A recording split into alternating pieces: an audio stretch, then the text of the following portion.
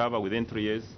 Some can take up to 15 years. But if you restrict the period in which they recover their losses, then you are penalizing them compared to mines which are easy to mine, like underground, like open pit mines. Then the last point, Chair, is on capital allowances. We propose 100% deductibility for capital expenditure.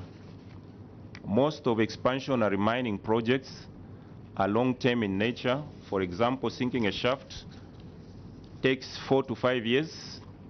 It is important to give relief during that long period of investment. I thank you, Chair. Those are our short comments and submissions on the budget.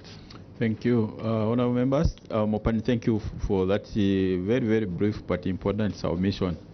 It's time for questions. Let's start with those who are in the mining zones. Honourable Mumba and Honourable Jamba. Honourable Mumba. Thank you, Chairperson, and thank you very much, Mopani. I just wanted to take to the maybe Chief Operating Officer. For a long time, we have been told that under the refinery, the byproducts of copper, and I'm told the famous term is called slimes, the byproduct of copper, the slimes, where you find cobalt, gold, and all those, and we are aware that the slimes, you actually as Mopana, you keep them separate because they even earn more than the copper itself. So if you are making that sort of money, and we also know that there has been no clear formula from government to tax those slimes, why would you come back here and ask for example, electricity and diesel relief? And further to that, Chair, VAT refunds. You're a company that does not give us any dividends, meaning you're saying you don't have any profits. But you are claiming you bring in equipment, which should, in terms of the VAT component, should be refunded, and you want it in US dollars. And yet again, government has no clear system, nothing whatsoever, to track this equipment, threatening the very revenue that the Zambia Revenue Authority is struggling to put together so that we can have lower taxes as citizens. I would like your comment, Chief Operating Officer. What is really the story? Thank you, Honourable Jamba. Okay. Your mic, Honourable Mumba, your mic. Oh, sorry. Thank you, Chair. Mopani, good afternoon once more. The issue of the 3 million tons has been a song, and that you people, you want things to be settled with Mopani.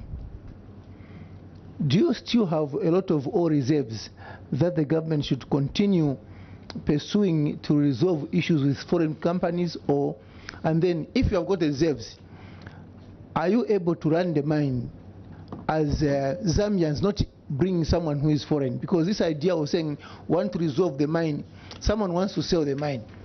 Are you of the opinion of selling the mine to foreigners, or you are saying as Zambians you can run it so that you can earn a lot of revenue? Thank you. Thank you. Honourable Mukosa. Thank you, Chair. Chief Services Officer from Mopani. On the mineral royalty tax rate, you are proposing that the government should set it at a flat rate of 5%. What is it that you looked at for you to come up with this 5% proposal? So that we want to appreciate what you were thinking, the factors that you considered to specifically arrive at 5%, so that we can appreciate what you what you used. Thank you so much, Chair. Thank you. Mopani, you can respond to those. Chair, thank you very much, members. Thank you. I'll make a few remarks, starting with, I think, the comment around the 3 million tons per annum, and also the fact that whether we have enough reserves, and then also whether the operations can be run by locals.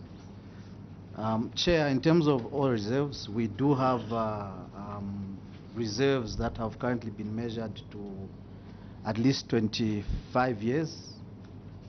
And we also do have additional reserves that are yet to be, because it's measured and inferred, yes. So for now, in terms of capacity, we do have at least 25 years worth of ore that can be mined. So that is not a huge issue. In terms of running the operations as locals, you recall that the previous shareholder, Glencore, left in 2020. Between that time and now, it has been run by locals, obviously with the support of ZCCMIH, who've helped us to source funding to ensure that we continue to operate up to now. But in terms of becoming profitable, it's important that we do receive enough funding to ensure that the projects that we had set out to enhance our production is quickly sorted out. So in terms of running the operation as locals, that is possible. But we will need a lot of funding to ensure that projects that need to be completed are completed so that we get to a level where we can produce. In terms of MRT, the flat rate, I think the tax manager may want to make some more comments. Yes, Chair. So in terms of the flat rate, we looked at our earnings before interest, taxes. In terms of the slimes, he makes a very good point in terms of if we had the capacity and obviously in terms of volumes to make use of the slimes would probably offset quite a number of costs. But Chair, if you look at our current production profile, we are not even meeting half the capacity where we should be. So when you take that into consideration and the fact that we are already grappling with the costs of power, which like the taxman had alluded to are hovering around $10 million a month, then we have other fixed costs such as labor that account for about 33% of our production costs. In our current profile and production levels, it is a bit difficult for us to make any meaningful revenue from the slimes that we produce, simply because of volumes, obviously. And in addition to that, they probably need a better circuit in order to process some of the minerals that come out of those slimes. As you know, our setup is specifically put out to process copper. I submit, Chair. Thank you. So we'll take the last questions as follows from Honorable Mijelo, Honorable Chitotel, and Honorable Mwambazi. Honorable Mijelo. Thank you very much, Chair.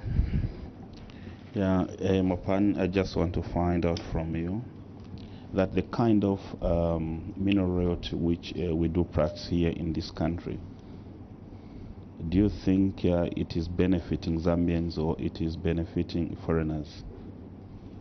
And is it also okay for you to share with this committee, okay, the percentage of profit which you make as Mopan per month or per year, whichever, per quarter, so that we know exactly, and maybe if you can share with us the total cost of production per month, all right, the net profit as well, and the total cost of production, maybe if it is okay within yourselves, please share with us.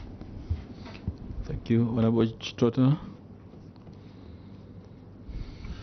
Thank you, Chair. I tried not to ask the question, but I was prompted by the response after the question by Honorable Jam. Chair, just a bit of background. Parliament in last session, under the chairmanship of the MP for Lund as chairperson for Committee on Economics, we visited Mpane and the Honorable Sepiso and the CBSO Honorable Mabumba, Honorable Mubika, and myself over the issue of procurement. And the question Honorable Jamba asked was asked then to the Chief Executive Office. And the response of the Chief Executive Officer was yes. But what they were short of is capital. And in his presentation, he did make a suggestion that, look, instead, I'm just citing as an example, Chair, instead of doing Indora dual carriage with that money from NAPS, because they told us then as a committee they needed about $200 to $300 million for them to finish everything, and then they'll be making 100 million profit per annum. And then he suggested if that money from NAPS 300 million, because Mpane now is 100% government, would be given to Mpane, and then for the period of 3 years, they would be able to pay back the 300 million kwacha plus interest. Then we'll do two things. We'll do the road, and the mine will become viable, and the people will not lose employment. Now, you are saying you are capable, but you don't have capacity for you to operate, and the slurry dam was built. The processing plant you have is not built to process the slurry dam, as asked by the Member of Parliament for Kantanji. Are you now telling this committee that you do not have capacity, so the only solution is to look for external expertise and the sources of funding so that Mpane can go back and start operating? I thank you, Chair. Thank you. Honorable Mwambazi. Thank you, Chairman, and thank you, Mopani. I do understand that mining is complex to that effect and requires huge capital. Like my honorable colleague, Honorable Mumba